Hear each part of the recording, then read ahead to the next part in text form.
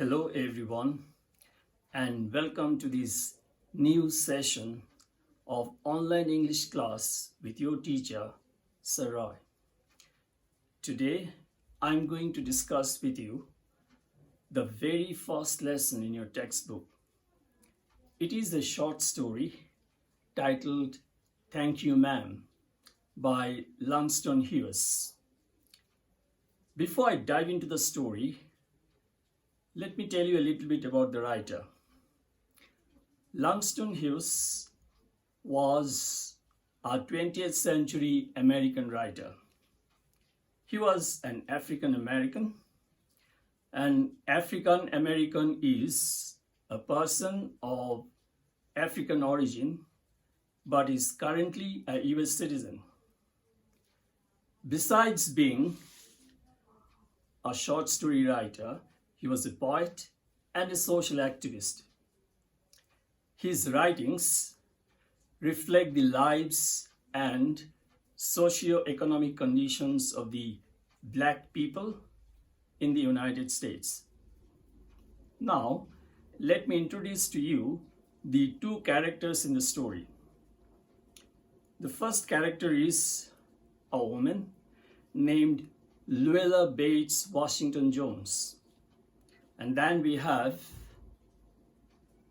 the second character. He's a teenage boy named Roger. The story deals with the theme of the transformative and healing power of love and kindness.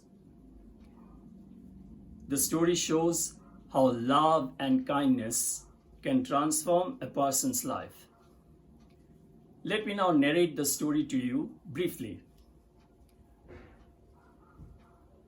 One night at around 11 o'clock, Mrs. Jones was walking along a road. She was all alone. She was returning home from her workplace. She was carrying a large purse filled with different things. The purse had a long strap, and she was carrying the purse slung across her shoulders. Mrs. Jones was being shadowed by the teenage boy named Roger. He was wearing sneakers and blue denims. The boy sneaked up on Mrs. Jones and tried to snatch away her purse. Unfortunately, the strap of the purse broke and the boy lost his balance. He stumbled and fell on his back on the sidewalk. The word sidewalk means a footpath or a pavement. This was something that the boy was not prepared for. He had thought that he would snatch away the purse and then he would run away from the scene as fast as he could. But then he was lying on his back on the pavement. Mrs. Jones spun around and then gave the boy a hard kick in his backside, in his bum. Again, this was a reaction he was not prepared for from his victim. Mrs. Jones reached down, picked up the boy, and then began shaking him violently till his teeth rattled. The boy was petrified. He froze with fear. Now here, let me tell you that Mrs. Jones was heavily built. She was a large woman. She was stout and robust, whereas Roger was slightly built. He was thin and physically weak. Now, Mrs. Jones asked the boy to pick up her purse, and the boy obeyed meekly. Grabbing the boy by the shirt front, she asked him why he tried to snatch her bag. At first, Roger denied, saying that it was not his intention to snatch her purse. But later he offered an apology. He said that he was sorry for what he had done. At this point, Mrs. Jones looked at the boy's face and found that his face was dirty and it needed a wash. She asked the boy if he had ever been told by a member of his family that his face was dirty. Roger replied that he lived all by himself, that he had no one at home. Mrs. Jones asked the boy whether he was feeling hungry or not.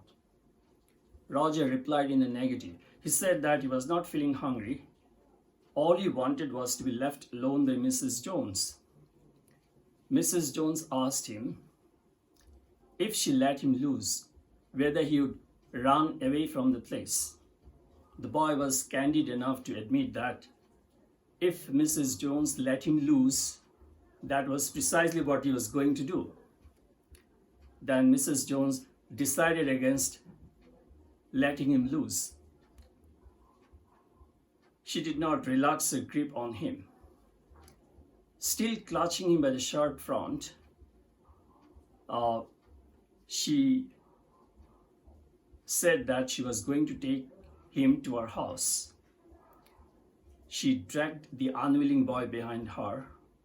She dragged him all the way to her house, through the front door and then down a hallway to a large room at the back of the house.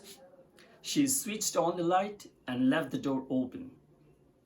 The boy looked through the open door, and then he debated in his mind whether he should make a dash for it or not. But then he decided against it, because he knew that Mrs. Jones did not live alone in that house. He could see that there were other inmates in the house, and he could hear voices coming from other rooms of the house. So he realized that if he tried to flee, Mrs. Jones would raise an alarm and he would be chased by the other inmates of the house. They would easily catch up with him and then he would be caught. At this point, Mrs. Jones asked the boy to go to the sink and wash his face. She gave him a clean towel. The boy was feeling apprehensive. He asked Mrs. Jones whether she was going to take him to the police station. Now, Mrs. Jones replied in a lighter vein that she was not going to take a boy with a dirty face to the police station. It was her way of reassuring him that she had no intention of getting him arrested. The boy then washed his face, and as he dried himself with the towel, he looked again at the open door. He felt tempted, but then he resisted his temptation. Then Mrs. Jones asked him why he tried to snatch her purse. He said that he did it in order to buy a new pair of blue suede shoes. Now, the meaning of the word suede is light leather with one side as smooth as velvet. Then Mrs. Jones told Roger that if he had told her that he wanted money for a new pair of shoes, she would have given him the money.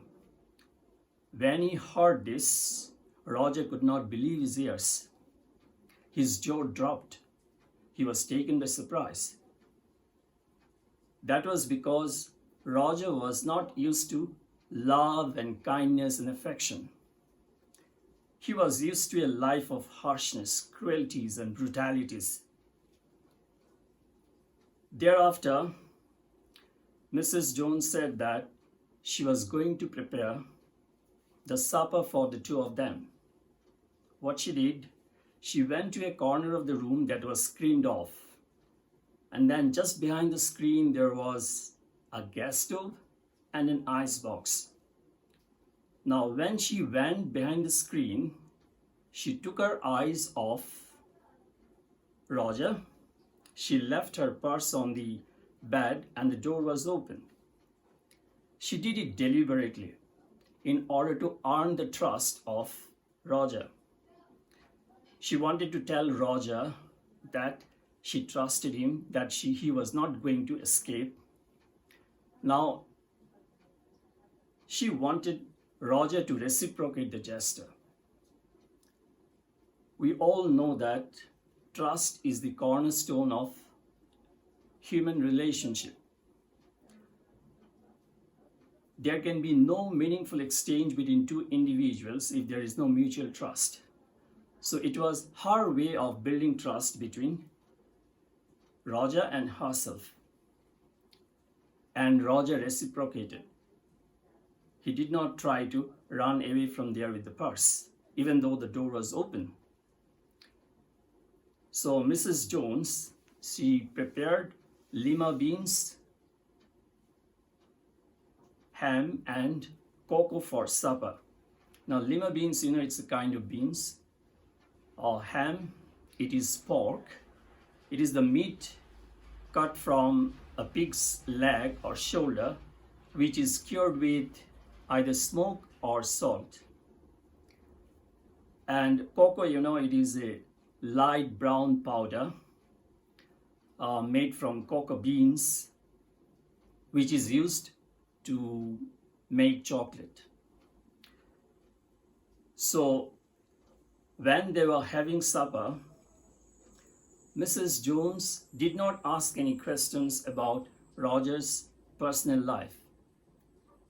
She deliberately avoided asking questions because she knew that the boy would feel embarrassed. She knew the kind of life he was living. So she did not want to put him to shame by asking questions about his personal life. So here she showed a great deal of understanding. She began to talk about herself. She told Roger that she worked in a beauty parlor in a hotel, and she also told him about the kind of customers that she had to deal with. And then she opened up about some of the deeply personal details of her life.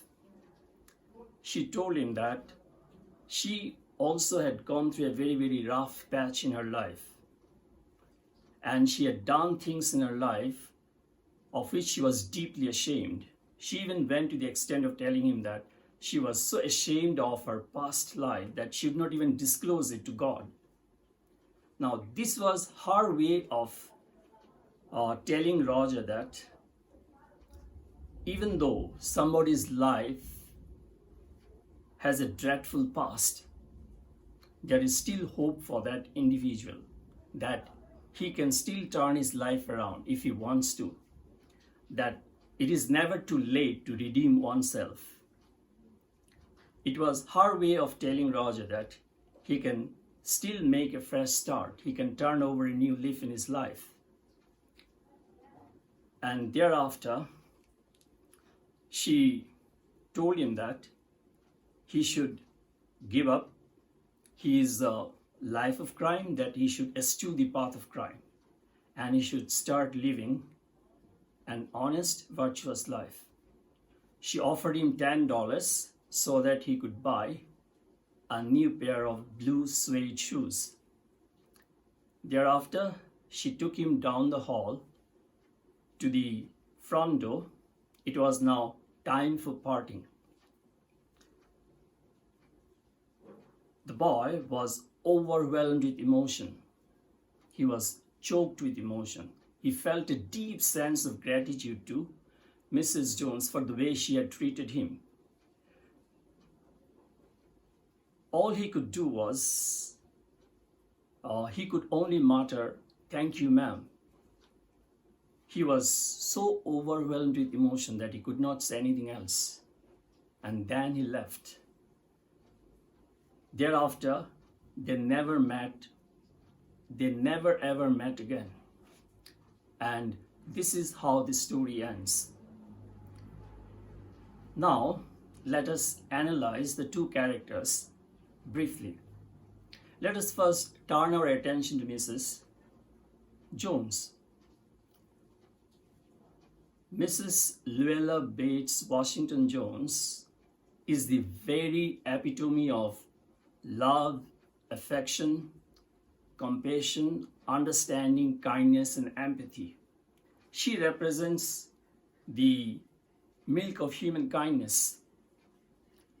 When Roger tries to mug her, when Roger tries to snatch away the purse from her, she's not angry or upset with him. Instead of taking him to the police station, she takes him home. She treats him like her own son. Roger's plight, his wretched life, awakens the motherly instinct in her. She offers him food. She gives him $10 to buy a new pair of blue suede shoes. But here we need to bear in mind that she does not condone wrongdoing. She tells Roger very firmly that what he had done was wrong. His action was morally and ethically untenable. Thereafter, she exhorts Roger to eschew the path of crime, that he should start living an honest, a noble, and virtuous life.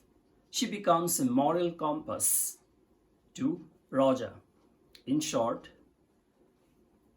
Mrs. Jones is an inspiration to Roger, who inspires him to turn over a new leaf in his life. Now, when it comes to Roger, he has suffered a lot in his life. He has known brutalities, harshness, and cruelties of life. He lives all alone. He has no parents or relatives to take care of him. He has to fend for himself. And probably this is the reason why he has taken to the life of crime, to make both ends meet. But the brief encounter between him and Mrs. Jones turns his life completely upside down. Thereafter, he becomes a changed person. Now, it is not mentioned explicitly in the story what happens to Roger after he takes leave of Mrs. Jones, but we can safely assume that he is inspired by the example of Mrs. Jones, that he gives up the life of crime and then he starts building his life from scratch. And this is the healing power, the transformative power of love. Love can indeed transform a person's life. This is how the story ends. I hope you have enjoyed listening to the story, and I'm confident that you will benefit immensely from this explanation. But you need to read the textbook. There is no substitute for the textbook. Please go through the story, read it a number of times so that you become familiar with all the details. That's all for today. I'd love to hear from you. Please feel free to give your feedback. Please leave a comment in the comment section below. That's all for today. Take care of yourself and bye for now.